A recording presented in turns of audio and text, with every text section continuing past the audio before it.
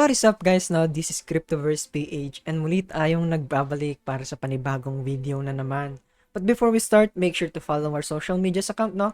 Andiyan sa description below yung link ng Twitter natin, ng Telegram, and ng Facebook group. So, welcome na welcome kayo dyan kung gusto nyo sumali. And gusto ko lang ding i-share na meron tayong ongoing giveaway, no? So, it's yung worth niya is 500 USDT para sa community natin in celebration of reaching 1,000 members in span of 2 months, no?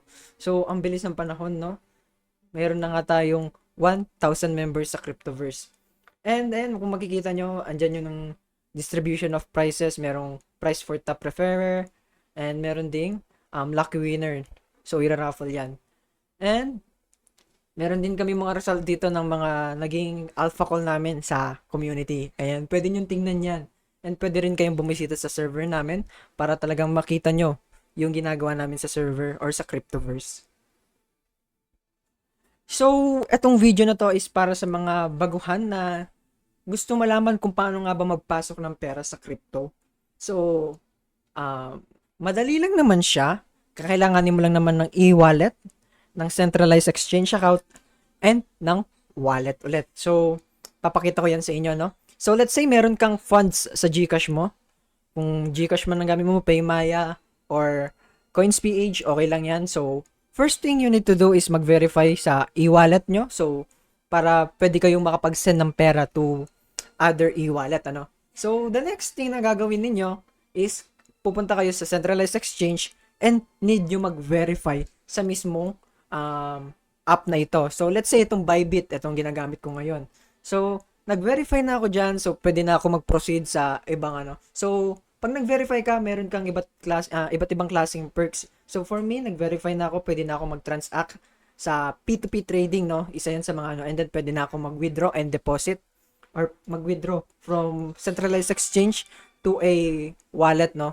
And sa e-wallet din. So, ayan, kung makikita nyo, sa P2P, kinlik ko lang yung buy crypto, and then kinlik ko yung P2P. So, pag magbibenta kayo or kung bibili muna kayo, ayan, may makikita kayo dyan na all payment methods. So, pwede nyo dyan i-search kung anong klaseng method yung gagamitin nyo. For me, ayan, GCash, search ko lang. Then, confirm ko lang yan, and then i-enter mo lang yung amount ng bibilin mo. Let's say, 500 lang yung budget mo. So, ayan, pwede mo i-click yan. And, ayan, may makikita ka ng mga available kung saan pwede kang bumili ng USDT. So, let's say, ayan, bibili tayo dito sa cross exchange. So, lalagay mo lang dyan kung magkano yung bibilin mo. Sabihin mo 500. So, ayan, may 8.53 USDT kang marireceive pag bumili ka dito sa seller na to, sa merchant na to. So, click mo lang yung buy and magpo-proceed na yan. So, makikita mo yung number ng pag-sisendan mo ng ano, no, GCash or ng CoinsPH or ng Paymaya. So, yun yung kailangan mong gawin para magka-funds ka sa centralized exchange. So, yun yung kailangan mong gawin. And let's say, mag-withdraw ka naman from a wallet to, or from a centralized exchange to an to e-wallet, no? So, gagawin mo lang is, i-click mo lang tong sell, and then, the same thing, gawin mo lang yung, ano, kung anong method yung gusto mong gamitin. GCash, Paymaya, bank accounts, CoinsPH, no? So, pwede yan i-search nyo lang. So, for me, ayan, GCash ulit. And then, i-enter ko lang yung amount ng gusto kong ibenta. So, let's say, 1,000 naman. So, ayan, makikita nyo dyan yung mga merchant na gustong bumili ng, ng USDT. So, click nyo lang yung sell USDT. Ayan. Tapos, i-click nyo lang yung amount ng isi-sell nyo, no? So, let's say, magbibenta ka ng 20 USDT. So, may makukuha kang, or makukuha mo is 1,164. So, let's say 18. Ayan, may makuha ka pa rin 1,050. So, kiklik mo lang yung sell dyan and yung transaction nyo is magpa-process na. So, may mga kailangan ka lang ilagay na, let's say, kailangan mo lang i-confirm na pumasok na yung pera sa wallet mo, sa GCash, sa CoinsPH, or sa Paymaya, or sa bank account mo. And then, after mo ma-check or na malaman na nandun na nga, na-send na talaga yung pera sa wallet mo, or sa e-wallet mo, kailangan mo nang i-verify or yung transaction nyo. Kasi, once na hindi mo yan ma-verify, pwedeng may mangyari sa account mo. Either ma-freeze dyan or ma-lock, no? So, di ko alam kung anong mangyayari sa Bybit. Kung anong gagawin ng Bybit once hindi mo ma-confirm or ma-release yung funds ng buyer. So, yun lang ang kailangan yung gawin para magka-funds mismo dito sa tawag dito sa centralized exchange. So e-wallet to a centralized exchange, no? So vice versa. So centralized exchange to e-wallet. So kung okay ka naman na doon and wala ka naman, hindi ka na nalilito kung anong kailangan gawin dito sa paano mag-fund dito sa centralized exchange mo, no? So, proceed tayo dito sa tinatawag nating centralized exchange to a wallet. So, papakita ko sa inyo yung mga usual wallet na ginagamit dito sa Web3 or sa crypto space. So, if nagets nyo naman yung kung paano nga ba maglagay ng funds sa centralized exchange, let's proceed kung paano naman mag-deposit from centralized exchange to a wallet, and kung paano nga ba withdraw from a wallet to centralized exchange. So, paano nga ba to, no? So, first thing first, kailangan nyong kumuha or gumawa ng wallet ninyo. So, ito yung tatlong wallet na usually ginagamit here in the space, no? Pero marami pang wallet dyan. So, first is Phantom. So, itong wallet is ginagamit for, mainly for Solana, So, lahat ng so, mostly ng mga Solana people is alam tong Phantom and ginagamit itong Phantom wallet, So, this is used mainly for Solana pero meron din silang iba. Let's say, Bitcoin, Ethereum, Polygon, pero it's not, hindi ko siya i-recommend na gamitin para doon. Ang recommend ko lang is gamitin nyo siya for Solana lang.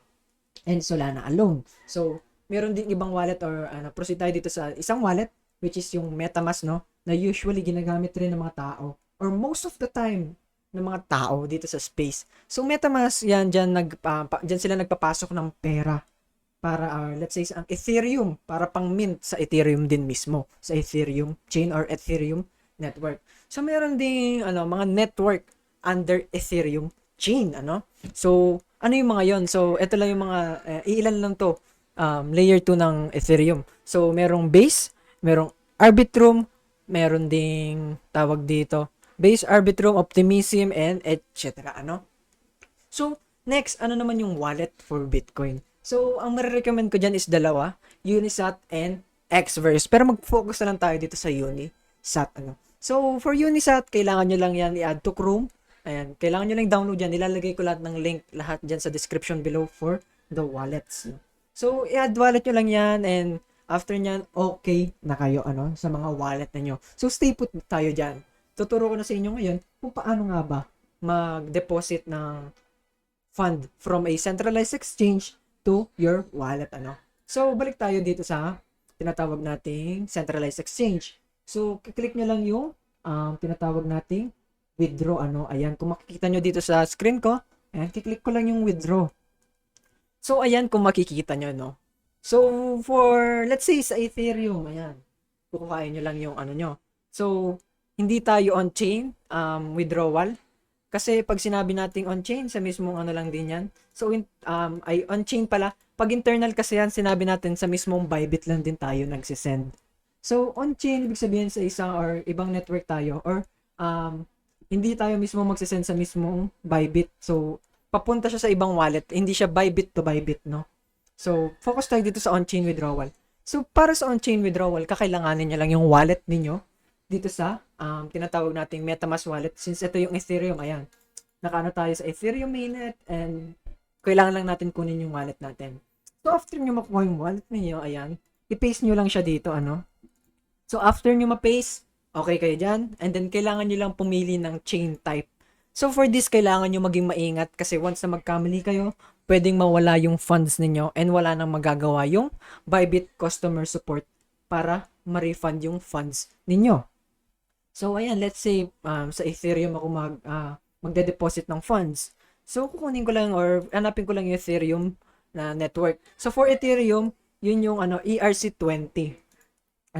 So, after nyan, makuha nyo na ERC20, ilalagay nyo na kung magkano yung kailangan yung i-deposit sa centralized exchange papuntang wallet ninyo. So, ayan, let's say meron magde-deposit ka ng 0.1 papuntang centralized exchange to a wallet, So, ayan, kung makita nyo, wala kasi akong balance, pero ayan. So, after nyo yan, na-double check nyo na lahat, all in all, yung wallet, yung chain type, and yung amount na i-send nyo.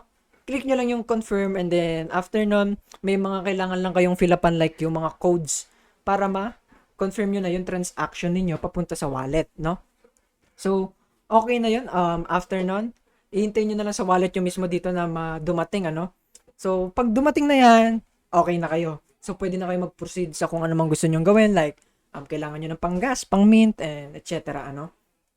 So, paano naman magde-deposit from, let's say, wallet to centralized exchange, or paano ba mag-withdraw ng pera sa wallet papuntang centralized exchange?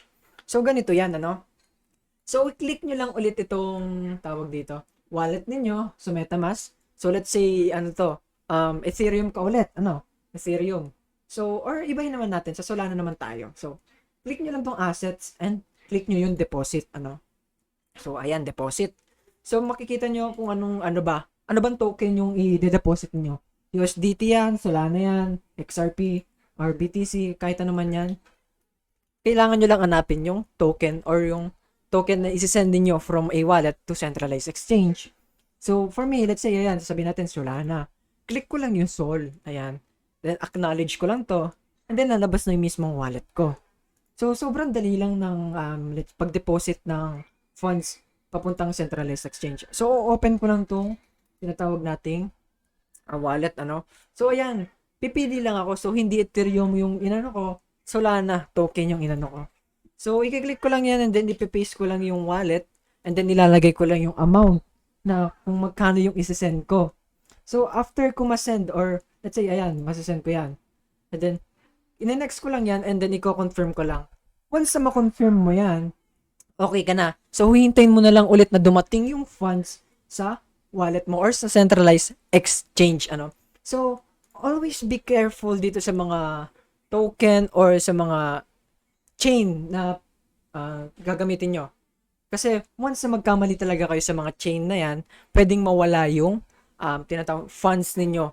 So, pag nawala yan, abo na yan, wala na silang magagawa dyan. Kasi kayo mismo yung nagkamali, ano.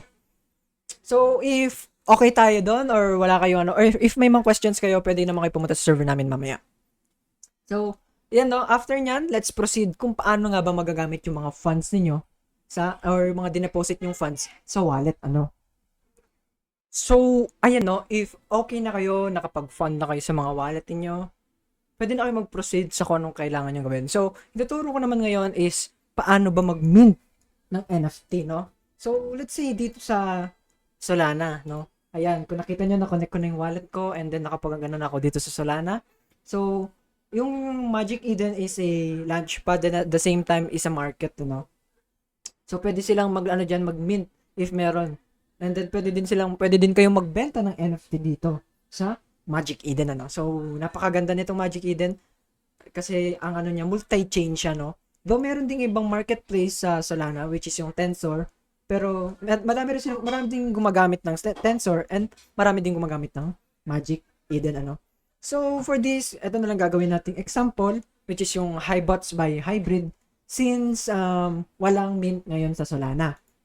So, ayan. Kung makikita nyo, may different phases dito. Merong OG, merong whitelist, may whitelist 2, and nakadepende yan sa project and team kung paano ba yung magiging process nila sa sa minting, ano. So, pwede ding ang tawag dyan, may OG and WL phase and public lang, ano.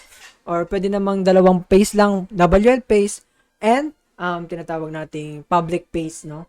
So, nakadepende yan sa project and team and nakadepende rin yan sa role kung ano yung magiging pace mo, ano. So, ayan, no. Let's say, meron kang conviction dito sa project na to. Just an example, ha. So, gusto mo siyang i-mint, no. So, if gusto mo talaga siya i-mint, may makikita ka dito, no. So, let's say, ayan yung mint price, 0.4 Sol. So, kailangan mo lakihan ng konti yung isi-send mo kasi meron kang gas fee na babayaran para mag-mint. So, ayan, let's say 0.4 Sol yan. So, mag-mint ka nito, may conviction ka sa project na to, alam mo, bullish ka dito. So, may lalabas dyan na mint, no? Mint this or something na ganon. And then, i-click mo lang yon, i-confirm mo lang yung magpa-pop up na transaction dito sa Solana wallet mo. And then, after mo ma-confirm yon sa wallet mo, ano, okay ka na. Hintay mo na lang mag-process yan or mag-push through yung transaction mo para mint na yung mismong NFT, ano. So, if meron din namang instance na mag-fail yung transaction mo and kailangan mong gawin is mag-mint ulit, ano, hanggang sa mag-success na yung transaction mo. So, this is just an example sa Solana, ano. Bibigyan ko yung example din sa Ethereum and tuturuan ko rin kayo kung paano ba magbenta ng NFTs. So, yeah, let's say ito, failed in love, ano.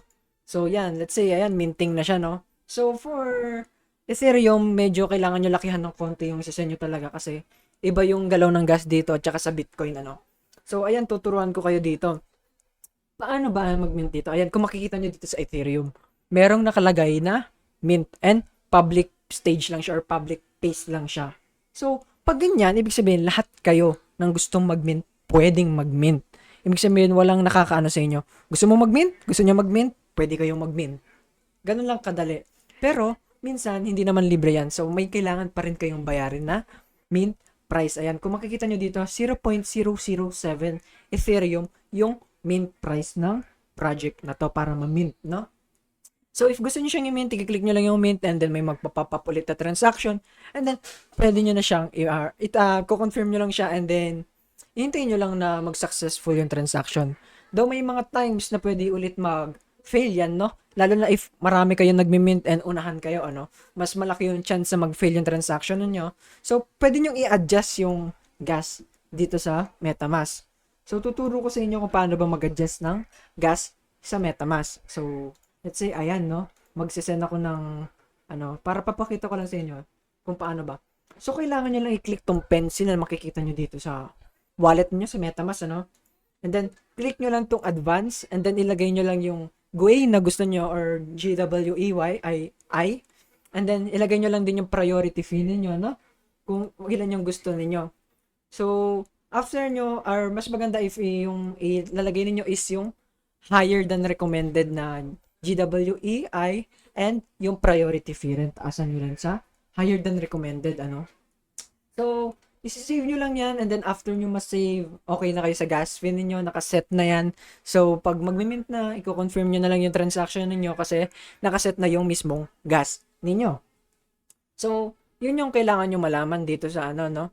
Sa tinatawag nating minting. Kung paano bang mag-mint sa NFT. Mag-mint ng NFT dito sa space. Though, yung minting sa Bitcoin is kinda different, ano? Sobrang hirap niya. Hindi siya totally mahirap, pero pag magsisimula ka pa lang, talagang maano yung utak mo. Bakit ganito mag-mint sa Bitcoin, ano?